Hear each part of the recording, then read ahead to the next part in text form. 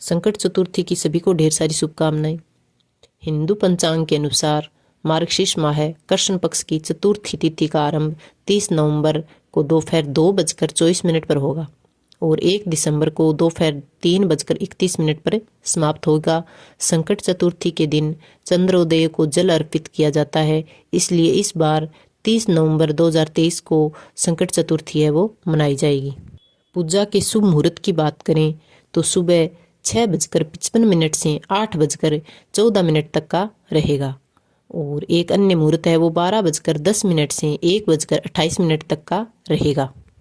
पूजा विधि की बात करें तो संकट चतुर्थी के दिन सुबह जल्दी उठें, स्नान आदि के बाद अगर संभव हो तो लाल वस्त्र धारण करें। इसके बाद गणेश जी का ध्यान करें और व्रत का संकल्प लें। पूजा स्थल पर एक छोटी चौकी रखें और गणेश जी की प्रतिमा स्थापित करें।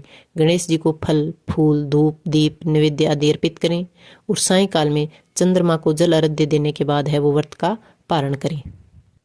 मान्यता है कि ऐसा करने से गणेश जी अपने भक्तों की सभी कष्ट दूर करते हैं और सभी मनोकामनाएं पूरी करते हैं। संकट चतुर्थी पर चंद्रोदेव की पूजा का बहुत बड़ा महत्व बताया गया है। ऐसा माना जाता है कि चंद्रोदेव को अर्घ्य दिए बिना व्रत का पूर्ण संपूर्ण फल हमें नहीं मिलता। अब हम बात करेंगे व्रत कथा की। एक नगर में एक कुम्हार रहता था। एक बार जब उसे बर्तन बनवाकर आंवा लगाया तो आंवा नहीं पका। परेशान होकर वह राजा के पास गया और बोला कि महाराज, न जाने क्या कारण है लेकिन आंवा नहीं पक रहा।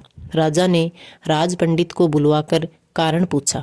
राज पंडित ने कहा, हर बार आंवा लगाते समय एक बच्चे की बलि देनी होगी, तभी आंवा पकेगा।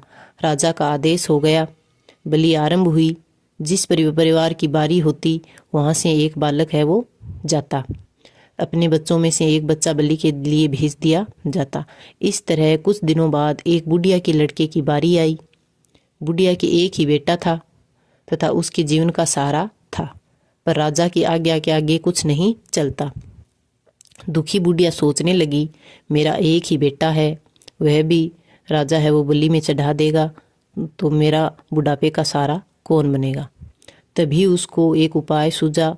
उसने लड़के को संकट सुपारी दी, दूब दी और कहा कि तू आंवा में बैठते वक्त ये तेरी रक्षा करेंगे। बलि के दिन बालक को आंवा में बिठा दिया गया और बुढ़िया माई है वो संकट माता के सामने बैठकर पूजा प्रार्थना करने लगी। पहले तो आंवा पकने में कई दिन लग जाते थे, पर इस बार है वो संकट चौथ माता की कृपा से आंवा एक ही रात में पक गया। सुबह कुम्हार ने देखा तो हैरान रह गया। आंवा पका हुआ था और बुढ़िया का बेटा जीवित व सुरक्षित था। संकट माता की कृपा से नगर के अन्य बालक भी जी उठे।